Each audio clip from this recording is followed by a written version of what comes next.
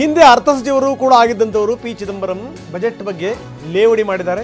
ಈಗ ರಾಜ್ಯಸಭಾ ಸದಸ್ಯರವರು ನಿರ್ಮಲಾ ಸೀತಾರಾಮನ್ ಕಾಂಗ್ರೆಸ್ ಪ್ರಣಾಳಿಕೆಯನ್ನು ನಕಲು ಮಾಡಿದ್ದಾರೆ. ಇದು ಈಗ ನೀವು ಒಪ್ಪಲೇಬೇಕು ಸರ್, ಅಂದ್ರೆ ಚೆನ್ನಾಗಿದೆ ಅಂತ ಹೇಳಬೇಕು, ಯಾಕಂದ್ರೆ ನಿಮ್ದೇ ನಕಲಿದು. ಹಂಗಾಗಿರೋದ್ರಿಂದ ಸಮರ್ಥನೆ ಮಾಡಲೇಬೇಕು ನೀವು. ಹನುಮಂತನವರೇ, ಆ ಜವಾಬ್ದಾರಿ ಇದೆ ನಿಮ್ಮ ಮೇಲೆ. ಯಾವ್ದ್ರಲ್ಲಿ ನಕಲು? ಕಾಂಗ್ರೆಸ್ ಪ್ರಣಾಳಿಕೆಯನ್ನು ಓದ್ಕೊಂಡ್ಬಂದಿದ್ದಾರೆ. ಓದ್ಕೊಂಡ್ಬಂದು ಅದರ ಅಂಶಗಳನ್ನ ಬಜೆಟ್ ನಲ್ಲಿ ಪ್ರಸ್ತಾಪ ಮಾಡಿದ್ದಾರೆ. ಯುವಕರಿಗೆ ಉದ್ಯೋಗ ಕೊಡ್ತೀವಿ ಅಂತ ಘೋಷಣೆ ಮಾಡಿದ್ದಾರೆ. ಸೊ ಅದೆಲ್ಲ ನಿಮ್ದು ಅಂತ ಅಲ್ಲ. ಹಂಗಾದ್ರೆ ಗರೀಬಿ ಆಟವನ್ನು ತಗೋಬೇಕು. ಶಿಷ್ಯವೇತನ ನೋಡಿ, ಕಾಂಗ್ರೆಸ್ ಪ್ರಣಾಳಿಕೆಯ ಪುಟ 11ರಲ್ಲಿ ಮೊದಲೇ ಇತ್ತು. ಅಂದ್ರೆ ಪುಟ ಸಮೇತ ಕಾಪಿ ಮಾಡ್ಯಾರ ಅಂತ ಹೇಳ್ತಿರೋದು. ಒಳ್ಳೇದಿದ್ರೆ ತಗೊಂಬಾರ್ದು ಅಂತ ಘೋಷಣೆ ಅನುಷ್ಠಾನ ಆಗ್ತಿರ್ಲಿಲ್ಲ, ಅಷ್ಟೇ ವ್ಯತ್ಯಾಸ. ನೋಡಿ ಈಗ ಹೇಳ್ತೀರಿ ಸರ್, ಭಟ್ರು ಒಂದು ಒಳ್ಳೆ ಪಾಯಿಂಟ್ ಹೇಳಿದ್ರು. ನಿಮ್ದು ಘೋಷಣೆ ಇತ್ತು, ಆ ಘೋಷಣೆ ಅದಾಗಿರಲಿಲ್ಲ, ಅನುಷ್ಠಾನ ಆಗಿರಲಿಲ್ಲ. ಭಟ್ರಿಗೆ ಒಂದು ಪ್ರಶ್ನೆ ಕೇಳ್ಬೇಕು ನಾನು. ಹೇಳಿ ಸರ್. ಕಳೆದ 10 ವರ್ಷದಿಂದ ಸ್ಕಿಲ್ ಡೆವಲಪ್ಮೆಂಟ್ ಒಂದು ಮಂತ್ರಿನೇ ಇದ್ರು, ಬಹಳ ದೊಡ್ಡ ಸಾವಿರಾರು ಕೋಟಿ ಯೋಜನೆನೂ ಇತ್ತು. ಆದ್ರೆ ಸ್ಕಿಲ್ ಪಡೆದ ಜನನೇ ಕಾಣಿಸ್ತಿಲ್ವಲ್ಲ ಸರ್ ಇವತ್ತು. ಅವ್ರು ಯಾರಿಗೂ ಕೆಲಸವೇ ಸಿಗ್ತಾ ಇಲ್ವಲ್ಲ ಸರ್. ಅವ್ರು ಎಲ್ಲಿ ಕೆಲಸ ಮಾಡ್ತಿದ್ದಾರೆ ಅನ್ನೋ ಮಾಹಿತಿ ಸರ್ಕಾರದ ಹತ್ರ ಒಂದೂ ಇಲ್ವಲ್ಲ ಸರ್. ಇದಕ್ಕೇನ್ ಸರ್ ಉತ್ತರ ಹೇಳ್ಬೇಕು ನಾವು? ಬಂದು ಮಂತ್ರಿನೇ ಇದ್ರು, ಡಿಪಾರ್ಟ್ಮೆಂಟ್ ಇತ್ತು. ಟ್ರೈನಿಂಗ್ ಸಿಗದೇ ಸ್ಕಿಲ್ ಕಾಣ್ತಿರೋದು ರಾಜಕಾರಣದಲ್ಲಿ ಒಂದೇ ಅಂತ ಅನ್ಸುತ್ತೆ. ಅದು ಆಫ್ ಕೋರ್ಸ್ ಅದು ಲೋಕಸತ್ಯ. ಯಾವ ಮಾನದಂಡಗಳು ಇಲ್ಲ, ಅದು ಲೋಕಸತ್ಯ, ಮಾನವೇ ದಂಡ. ಇದು ಎಲ್ಲ ದೇಶಗಳಲ್ಲಿ ಇರೋದು, ಇಂಡಿಯಾದಲ್ಲಿ ಮಾತ್ರ ಅಲ್ಲ, ಅಮೆರಿಕದಲ್ಲೂ ಇದೆ ಇವತ್ತು, ಅದೇ ನಡೀತಿದೆ. ಉದ್ಯೋಗ ಸೃಷ್ಟಿ ಆಗಿದೆ, ನಾನು ಹೇಳ್ತೀನಿ ಸರ್. ಹೇಳಿ ಸರ್, ಪ್ಲೀಸ್ ಕಂಟಿನ್ಯೂ. ಉದ್ಯೋಗ ಸೃಷ್ಟಿಯಾಗಿದೆ. ಇತ್ತೀಚೆಗೆ ನೀವು ಕೇಳಿರ್ಬೋದು PLFS ಅಂತ, ಪೀರಿಯಾಡಿಕ್ ಲೇಬರ್ ಫೋರ್ಸ್ ಸರ್ವೆ. ಹನುಮಂತನವರಿಗೆ ಗೊತ್ತಿರುತ್ತೆ ಕೇಂದ್ರದಲ್ಲಿ ಅದು. ಆಮೇಲೆ KLEMS ಅಂತ, L ಅಂದರೆ ಲೇಬರು, E ಅಂದರೆ ಎನರ್ಜಿ, M ಅಂದರೆ ಮೆಟೀರಿಯಲ್, S ಅಂದರೆ ಸರ್ವೀಸಸ್. ಇದು ಸರ್ಕಾರದ ವ್ಯಾಸ್ಟ್ ಆಗಿರುತ್ತೆ, ಸಾವಿರಾರು ಕೋಟಿ ಖರ್ಚು ಮಾಡಿರ್ತಾರೆ. ಯಾವುದೋ ಒಂದು ಪಿಕ್ ಮಾಡಿ ಡೇಟಾ ಹೇಳೋದಲ್ಲ. ಮೋಸ್ಟ್ ರೆಸ್ಪೆಕ್ಟೆಡ್ PLFS ಮತ್ತು KLEMS ಅವರ ವರದಿ ಆಧಾರಿತವಾಗಿ ರಿಸರ್ವ್ ಬ್ಯಾಂಕ್ ಆಫ್ ಇಂಡಿಯಾ ನೀವು ಉದ್ಯೋಗಕ್ಕೆ ಸಂಬಂಧಪಟ್ಟಂತೆ ಒಂದು ವರದಿ ಇತ್ತೀಚೆಗೆ ಬಿಡುಗಡೆ ಮಾಡಿದೆ. ಇದ್ರ ಬಗ್ಗೆ ಮಾತಾಡಲಿ. ಥಿಂಗ್ ಈಸ್, ಅದ್ರ ಪ್ರಕಾರ 2018ರಿಂದ 2022 ಅಂತ ಹೇಳಿದ್ರೆ ಫೈನಾನ್ಷಿಯಲ್ ಇಯರ್ 2022-23. ಒಂದು ನಿಮಿಷ ಕೇಳಿ ರಂಗನಾಥ್, 5 ವರ್ಷದಲ್ಲಿ 8 ಕೋಟಿ ಹೊಸ ಉದ್ಯೋಗಗಳು ಸೃಷ್ಟಿಯಾಗಿವೆ. ಅಂದ್ರೆ ಎಷ್ಟಾಯ್ತು ಸರ್? ಒಂದು ವರ್ಷಕ್ಕೆ 1,60,00,000 ಹೊಸ ಉದ್ಯೋಗ ಸೃಷ್ಟಿಯಾಗಿದೆ. ಇದನ್ನು ಅವರು ಹೇಗೆ ಹೇಳಿದ್ದಾರೆ ಅಂದರೆ, ಇನ್ನೂ ಒಂದು ಸರ್ವೆ ಬಂದಿದೆ, ಲೇಬರ್ ಮತ್ತು ಪಾಪ್ಯುಲೇಷನ್ ಅಂದರೆ ಕಾರ್ಮಿಕರು ಮತ್ತು ಒಟ್ಟು ಜನಸಂಖ್ಯೆಯ ಅನುಪಾತ. ಅದು ಎಷ್ಟಿದೆ ಗೊತ್ತಾ? 2018ರಲ್ಲಿ 49.8% ಇರೋದು, ಈಗ ಆ ಅನುಪಾತ 57.9ಕ್ಕೆ ಹೋಯ್ತು. ಅಂದರೆ 8% ಜನರಿಗೆ ಉದ್ಯೋಗ ಜಾಸ್ತಿ ಆಯ್ತಲ್ವಾ ಸರ್? ಇದು ಇತ್ತೀಚೆಗೆ ಬಂದಿರುವಂಥ ವರದಿ, ಇದು ಸರ್ಕಾರದ ವರದಿ ಅಲ್ಲ. ಇದು ಕೊನೆಯದಾಗಿ ಹೇಳೋದಾದರೆ, ಇನ್ನೊಂದು ನಿರುದ್ಯೋಗ ಇರುವಂತಹದ್ದು 6% ಇತ್ತು. ಅವಾಗೆಲ್ಲ ಲೇವಡಿ ಮಾಡಿದ್ರು. ಅದೇ ಇವಾಗ 2022-23ಕ್ಕೆ 3.2ಕ್ಕೆ ಬಂದು right now it is around 2.4. ನೀವು ಏನ್ ಬೇಕಾದ ಹೇಳಿ ಮತ್ತೆ ಹನುಮಂತನವರು ಒಂದು ಹೇಳಿದ್ರು ಸರ್, ಅವರು ಕಾಂಗ್ರೆಸ್ ಅದೊಂದೇ ಅದ್ರ ಬಗ್ಗೆ ಖುಷಿ ಇದೆ. ಆರೋಗ್ಯಕರ ಮುಖ ನೋಡಿದ್ರೆ ಗೊತ್ತಾಗುತ್ತೆ, ತಪ್ಪಲ್ಲ. ಈಗ ಒಂದ್ ಸರ್ಕಾರ ಇನ್ನೊಂದ್ ಸರ್ಕಾರದ ಯೋಜನೆಗಳನ್ನು ಕಾಪಿ ಹೊಡೆದ್ರೆ ಖಂಡಿತ. ಆದ್ರೆ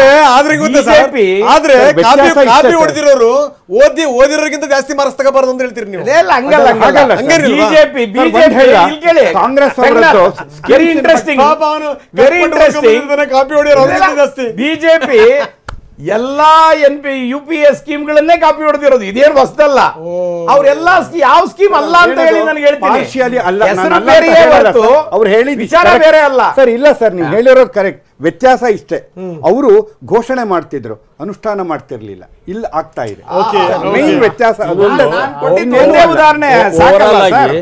this is not an unproductive expenditures ಎಲ್ಲಿ ಹೇಳಿಲ್ಲ, ಅವೆಲ್ಲ ಕಟ್ ಮಾಡಿದ್ದಾರೆ. ಫೌಂಡೇಶನಲ್ ಬಜೆಟ್ ಅಂತ ನೀವು ಕರಿಬೇಕಾಗತ್ತೆ. ಅಂದ್ರೆ ಮುಂದಿನ ದೀರ್ಘಕಾಲದ ದೃಷ್ಟಿಯಿಂದ ದೇಶದಲ್ಲಿ ಉದ್ಯೋಗ ಸೃಷ್ಟಿ, ಎಲ್ಲರ ಹಿತದೃಷ್ಟಿಯಿಂದ ಸಹ ಅಭಿವೃದ್ಧಿಗೆ ಮೈಸೂರಿನಿಂದ ಶ್ರೀಹರಿ ನಮಗೋಸ್ಕರ ಕಾಯ್ತಾ ಇದ್ದಾರೆ. ಹರಿಯವರೇ, ಗಮನಿಸಿದ್ರಿ ತಾವು? ಏನ್ ಹೇಳ್ತೀರಿ ಸರ್ ಬಜೆಟ್ ಬಗ್ಗೆ? ಯಾವ ರೀತಿ ವಿಶ್ಲೇಷಣೆ ಮಾಡ್ತೀರಿ?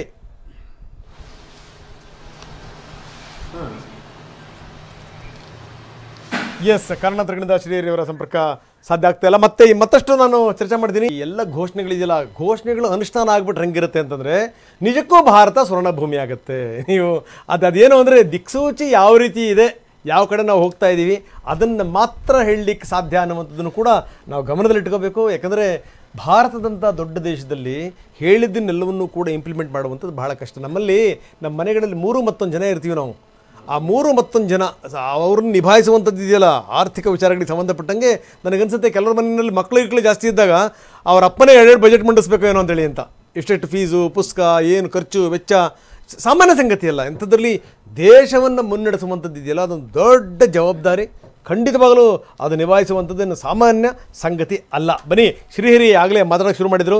ಹರಿಯವರೇ, ತಾವೇನಂತೀರಿ ಸರ್? ನಾನು ಧ್ವನಿ ಕೇಳ್ತಾ ಇದ್ದೆ ಅಂತ ನಾನು ಭಾವಿಸ್ತೀನಿ. ಶ್ರೀಹರಿ ಅವರೇ, ಬಜೆಟ್ನ ಒಂದಷ್ಟು ಅಂಶಗಳನ್ನು ಹೇಳಿದ್ವಿ, ಅದನ್ನ ಯಾವ ರೀತಿ ವಿಶ್ಲೇಷಣೆ ಮಾಡಿದ್ದೀರಿ ಸರ್? ಏನು ಅನಿಸುತ್ತೆ? ತುಂಬಾ ಗ್ಲಾಮರಸ್ ಬಜೆಟ್ ಅಲ್ಲ, ಆದರೆ ಹಿಂದಿನ ಬಜೆಟ್ಗಳು ಹೇಗೆ ನಡ್ಕೊಂಡ್ ಬಂದಿತ್ತು ಅದರಿಂದ ಒಂದು ಸ್ವಲ್ಪ ಇಂಪ್ರೂವ್ಮೆಂಟ್ಸ್ ಅಷ್ಟೇ ಇರೋದು.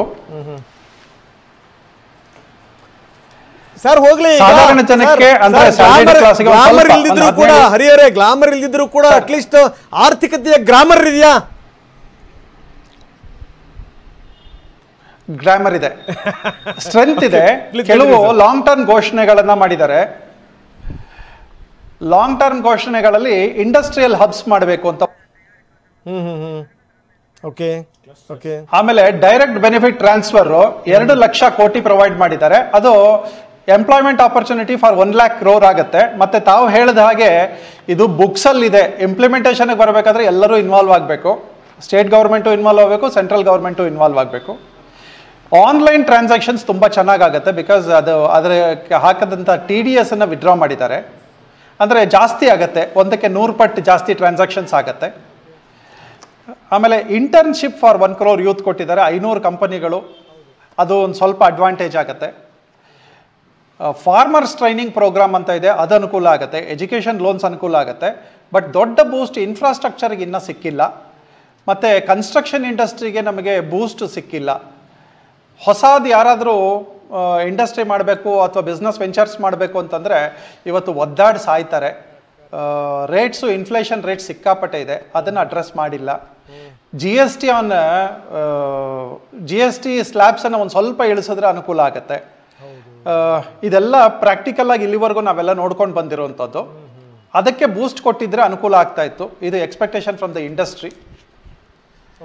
ಏಂಜಲ್ ಟ್ಯಾಕ್ಸ್ ಸ್ಕ್ರಾಪ್ ಮಾಡಿದ್ದೀವಿ ಅಂತ ಹೇಳಿದ್ದಾರೆ ಸ್ಟಾರ್ಟ್ಅಪ್ಸ್ಗೆ. ಅದು ತುಂಬ ಜನ ಯುವಕರಿಗೆ, ಸ್ಟಾರ್ಟ್ಅಪ್ ಕಂಪನಿಗಳಿಗೆ ತುಂಬ ಅನುಕೂಲ ಆಗುತ್ತೆ. ಇಲ್ಲಿವರೆಗೆ 30% ಟ್ಯಾಕ್ಸ್ ಆಗ್ತಾ ಇತ್ತು, ಅದು ಕಡಿಮೆ ಆಗಿದೆ ಅಥವಾ ಅಬಾಲಿಷ್ ಆಗಿದೆ ಅದು. ಸೊ ಇದು ನನ್ನ ಅಬ್ಸರ್ವೇಷನ್ ಸರ್. ಪರ್ಸನಲ್ ಐಟಿ ಒಂದು ಸ್ವಲ್ಪ ಭೂಮಿಯ ವಿಚಾರಕ್ಕೆ ಸಂಬಂಧಪಟ್ಟಂಗೆ, ಯಾರ್ಯಾರ ಹೆಸರಲ್ಲಿ ಭೂಮಿ ಮಾಡುವಂಥ ವಿಚಾರಕ್ಕೆ ಸಂಬಂಧಪಟ್ಟಂಗೆ, ಈ ಭೂ ಆಧಾರ ವಿಚಾರಕ್ಕೆ ಸಂಬಂಧಪಟ್ಟಂಗೆ ಏನು ಗಮನಿಸಿದ್ರಿ ತಾವು ಹರಿಯವರೇ? ಡಿಜಿಟಲ್ ರೆಕಾರ್ಡ್ಸ್ ಮಾಡ್ತೀವಿ ಅಂತ ಹೇಳಿದ್ದಾರೆ. ಈಗ ಏನಾಗುತ್ತೆ, ಯಾರೇ ಭೂಮಿ ತಗೊಂಡಾಗ್ಲೂ ಇದರಲ್ಲಿ ಎರಡು ಭಾಗ ಆಗಿ ನೋಡೋಣ. ಭೂಮಿ ತಗೊಂಡಾಗ ಅವರು ಭೂಮಿ ತಗೊಂಡಿದ್ದ ದಿನದಿಂದ ಒಂದು 15-20 ವರ್ಷ ಆದರೂ ಕೂಡ ಲಿಟಿಗೇಷನ್ ಈಸ್ ಡೆಫಿನೆಟ್. ಅಂದರೆ ಯಾವತ್ತಿಗೆ ಬೇಕಾದ್ರೂ ಯಾರೇ ವೆಂಚರ್ ಮಾಡಿದ್ರು ಕೂಡ ಲಿಟಿಗೇಷನ್ ಇರುತ್ತೆ. ಹಾಗಾಗಿ ಅದನ್ನು ಅಡ್ರೆಸ್ ಮಾಡಿಲ್ಲ ಇಲ್ಲಿ. ಆದರೆ ಯಾರೇ ಒಂದು ವೆಂಚರ್ ಮಾಡಬೇಕಾದ್ರೆ ಬೇನಾಮಿ ಹೆಸರುಗಳಲ್ಲಿ ಮಾಡುವಂತ ಆಸ್ತಿ ಪಾಸ್ತಿಗಳಿದೆಯಲ್ಲ, ಅದಕ್ಕೆ ಸಂಬಂಧಪಟ್ಟಂಗೆ ಕಡಿವಾಣ ಬೀಳಬಹುದು ಅನ್ನುವಂಥ ಮಾತನ್ನು ನಮ್ಮ ತಜ್ಞರು ಹೇಳ್ತಾ ಇದ್ರು. ಅದನ್ನೇನಾದ್ರೂ ಗಮನಿಸಿದಿರಾ? ಇಲ್ಲ ಸರ್, ಆ ವಿಚಾರ ಮೊದಲಿಂದಲೂ ಇದೆ, ಆದರೆ ಕಡಿವಾಣ ಆಗ್ತಾ ಇಲ್ಲ. ನೀವು ಹೇಳಿದಾಗೆ ಥಿಯರಿಟಿಕಲಿ ನಾವೆಲ್ಲ ಸ್ಟ್ರಾಂಗ್ ಇದ್ದೀವಿ, ಪ್ರಾಕ್ಟಿಕಲಿ ಇಂಪ್ಲಿಮೆಂಟಿಗೆ ಬಂದಾಗ ನಾವು ಯಾರೂ ಸ್ಟ್ರಾಂಗ್ ಇಲ್ಲ. ಇದು ನನ್ನ ಅಬ್ಸರ್ವೇಷನ್. ಅದೇ ಮೋಸ್ಟ್ಲಿ ನಮ್ಮ ತೆರಿಗೆ ತಜ್ಞರು ಹೇಳ್ತಾ ಇದ್ದಾರೆ ವಿನಯ್, ಅದನ್ನ ಆಧಾರಕ್ಕೆ ಏನಾದರೂ ಲಿಂಕ್ ಮಾಡಿದ್ರೆ ಬಹುಶಃ ಏನು ಅಂತಂದ್ರೆ ಅದಕ್ಕೊಂದು ಆಧಾರ ಸಿಗ್ಬೋದೇನೋ ಅಂತ. ಖಂಡಿತ. ಎಸ್ ಸರ್, ಇದಕ್ಕೆ ಸಂಬಂಧಪಟ್ಟ ನೆಟ್ಟು ನಾನು ಮಾತಾಡ್ತೀನಿ. ಮೈಸೂರಿನಿಂದ ರಾಮ್ ನಮ್ಮ ಪ್ರತಿನಿಧಿ ನಮ್ಮೊಂದಿಗೆ ನೇರ ಸಂಪರ್ಕದಲ್ಲಿದ್ದಾರೆ. ಒಂದಷ್ಟು ಜನ ಇದ್ದಾರೆ, ಮಹಿಳೆಯರಿದ್ದಾರೆ, ಜೊತೆಗೆ ಈ ಕೈಗಾರಿಕೆಗಳನ್ನು ನಡೆಸುವಂಥವ್ರಿದ್ದಾರೆ, ಜನಸಾಮಾನ್ಯರಿದ್ದಾರೆ. ಏನು ಹೇಳ್ತಾರೆ ಬಜೆಟ್ ಬಗ್ಗೆ? Over to Ram. ರಂಗನಾಥ್, ಮೋದಿಯವರ 3.1 ಬಹು ನಿರೀಕ್ಷಿತ ಬಜೆಟ್ ಮಂಡನೆಯಾಗಿದೆ. ಈ ಬಗ್ಗೆ ಮಾತಾಡ್ಲಿಕ್ಕೆ ಮೈಸೂರಿನ ವಿವಿಧ ಕ್ಷೇತ್ರದ ಕೈಗಾರಿಕೋದ್ಯಮಿಗಳು, ಹೋಟೆಲ್ ಉದ್ಯಮಿಗಳು, ವಕೀಲರು ನಮ್ಮ ಜೊತೆಗಿದ್ದಾರೆ. ಅವ್ರ ಜೊತೆ ಮಾತನಾಡೋಣ. ಮೊದಲನೇದಾಗಿ ಕೈಗಾರಿಕೋದ್ಯಮಿ ಸುರೇಶ್ ಕುಮಾರ್ ಜೈನ್ ನಮ್ಮ ಜೊತೆಗಿದ್ದಾರೆ. ಸರ್, ಕೈಗಾರಿಕೆ ಭರಪೂರವಾದಂತಹ ಕೊಡುಗೆ ಸಿಕ್ಕಿದೆ ಅನ್ನೋ ಮಾತು ಕೇಳಿ ಬರ್ತಾ ಇದೆ. ಒಬ್ಬ ಕೈಗಾರಿಕೋದ್ಯಮಿಗೆ ಬಜೆಟ್ ನ ಹೇಗೆ ನೋಡ್ತೀರಾ? ನಿಜಕ್ಕೂ ಆನಂದದಾಯಕವಾಗಿದ್ದೇವೆ. MSME ಮತ್ತು ಕೈಗಾರಿಕಾ ಕ್ಷೇತ್ರಕ್ಕೆ ಅತ್ಯಂತ ಹೆಚ್ಚಿನ ಕೊಡುಗೆಯನ್ನ ಈ ಬಾರಿಯ ಬಜೆಟ್ ನೀಡಿದೆ. 100 ಕೋಟಿ ರೂಪಾಯಿ ಭದ್ರತೆ ರಹಿತ ಸಾಲಕ್ಕೋಸ್ಕರ ನೀಡಿದ್ದಾರೆ. 10 ಲಕ್ಷ ರೂಪಾಯಿ ಇದ್ದಂತ ಮುದ್ರಾ ಯೋಜನೆನ 20 ಲಕ್ಷ ಮಾಡಿದ್ದಾರೆ. 1.5 ಲಕ್ಷ ಕೋಟಿ ರೂಪಾಯಿಗಳನ್ನ ಕೌಶಲ್ಯಾಭಿವೃದ್ಧಿ ಮತ್ತು ಉದ್ಯೋಗ ಸೃಷ್ಟಿಗೆ ಕೊಟ್ಟಿದ್ದಾರೆ. ಇದೆಲ್ಲವೂ ನಿಜ. ಕೈಗಾರಿಕಾ ಪಾರ್ಕ್ಗೆ ಕೊಟ್ಟಿದ್ದಾರೆ. ಪ್ಲಗ್ ಅಂಡ್ ಪ್ಲೇ ಕೈಗಾರಿಕಾ ಪಾರ್ಕ್ಗಳು ಮಾಡೋದು. ಹೈದರಾಬಾದ್, ಬೆಂಗಳೂರು, ಕೈಗಾರಿಕಾ ಕಾರಿಡಾರ್ ಇವನ್ನೆಲ್ಲ ಆಗ ಮಾಡಬೇಕಾದ್ರೆ ನಮ್ಮ ರಾಜ್ಯದ ಇಬ್ಬರು ಕೈಗಾರಿಕಾ ಮಂತ್ರಿಗಳು, ಬೃಹತ್ ಮಂತ್ರಿ ಮತ್ತು MSME ಮಂತ್ರಿ, ಇವರಿಬ್ಬರು ಕೆಲಸ ಮಾಡಬೇಕು. ನಮ್ಮ ಸಂಸದರು ಕೂಡ ಸಕ್ರಿಯವಾಗಿ ಕೆಲಸ ಮಾಡಿದ್ರೆ ಮಾತ್ರ ಈ ಒಂದು ಕೊಡುಗೆ ಕೊಟ್ಟಿರ್ತಕ್ಕಂಥ ಎಲ್ಲ ಸಾರ್ಥಕ ಆಗ್ತದೆ ಅಂತ ನಾವಾದ್ರೂ ಭಾವಿಸ್ತೇವೆ. ಇದು ಕೈಗಾರಿಕೋದ್ಯಮಿಗಳ ಮಾತು. ಹೋಟೆಲ್ ಮಾಲೀಕರಾದಂತಹ ನಾರಾಯಣಗೌಡರು ಅನ್ಸಿದ್ರೆ ಸರ್, ಕೈಗಾರಿಕೆ ಅವರು ಸಾಕಷ್ಟು ಖುಷಿಯಾಗಿದ್ದಾರೆ, ಹೋಟೆಲ್ ಮಾಲೀಕರು ಸಾಕಷ್ಟು ಡಿಮ್ಯಾಂಡ್ ಇತ್ತು, ಬಜೆಟ್ ಹೇಗನ್ಸುತ್ತೆ? ಬಜೆಟ್ ತುಂಬ ಚೆನ್ನಾಗಿದೆ. ಪ್ರವಾಸೋದ್ಯಮ ಕ್ಷೇತ್ರಕ್ಕೆ ಇಡೀ ರಾಷ್ಟ್ರಾದ್ಯಂತ ಹೆಚ್ಚು ಉತ್ತೇಜನ ನೀಡಿದ್ದಾರೆ. ಅದರಲ್ಲೂ ರೈತರು ಬೆಳೆದಂಥ ತರಕಾರಿ ಬೆಳೆಗಳು, ಹಣ್ಣು ಹಂಪಲ ಮತ್ತು ದವಸ ಧಾನ್ಯಗಳಿಗೆ ಹೆಚ್ಚು ಉತ್ತೇಜನ ಕೊಟ್ಟಿರೋದ್ರಿಂದ ಎಲ್ಲೋ ಒಂದು ರೀತಿ ನಮ್ಮ ಹೋಟ್ಲ್ ಉದ್ಯಮಕ್ಕೆ ಕೂಡ ಅನುಕೂಲ ಆಗ್ತಾ ಇದೆ. ಭಾರತ ರಾಷ್ಟ್ರಾದ್ಯಂತ ಪ್ರವಾಸೋದ್ಯಮಕ್ಕೆ ಹೆಚ್ಚಿನ ಆದ್ಯತೆ ಈ ಬಾರಿ ನೀಡೋದ್ರಿಂದ ಬಹಳ ಮುಂದಿನ ದಿನಗಳಲ್ಲಿ ಪ್ರವಾಸೋದ್ಯಮ ಕ್ಷೇತ್ರ ಅಭಿವೃದ್ಧಿಯತ್ತ ಸಾಗಲಿದೆ. ಇದಕ್ಕೆ ನಾವು ಸಂಪೂರ್ಣವಾಗಿ ಮೈಸೂರು ಜಿಲ್ಲಾ ಹೋಟ್ಲ್ ಮಾಲೀಕರ ಸಂಘದಿಂದ ಸ್ವಾಗತ ಬಯಸ್ತೀವಿ. ಉದ್ಯಮಿಗಳಾದಂಥ ಹರೀಶ್ ಕುಮಾರ್ ಹೆಗಡೆ ಅವರು ನಮ್ಮ ಜೊತೆಗಿದ್ದಾರೆ ಸರ್. ಹೋಟೆಲ್ ಅವರು ಮತ್ತೆ ಕೈಗಾರಿಕೆ ಅವರು ಸ್ವಾಗತಿಸಿದ್ದಾರೆ. ಸೊ ಉದ್ಯಮಿಯಾಗಿ ಯಾವ ರೀತಿ ನೋಡ್ತೀರಾ ಬಜೆಟ್?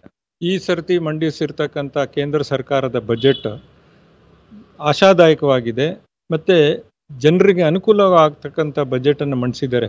ಎಲ್ಲ ಕ್ಷೇತ್ರಗಳನ್ನು ಗಮನದಲ್ಲಿ ಇಟ್ಕೊಂಡು ಮಾಡಿದ್ದಾರೆ. ಕೃಷಿ ಕ್ಷೇತ್ರ, ಕೈಗಾರಿಕಾ ಕ್ಷೇತ್ರ ಮತ್ತು ಇನ್ಕಮ್ ಟ್ಯಾಕ್ಸ್ ರಿಫಾರ್ಮೇಷನ್ ಕೂಡ ಮಾಡಿದ್ದಾರೆ. ಅದು ಭಾಳ ಇಂಪಾರ್ಟೆಂಟು.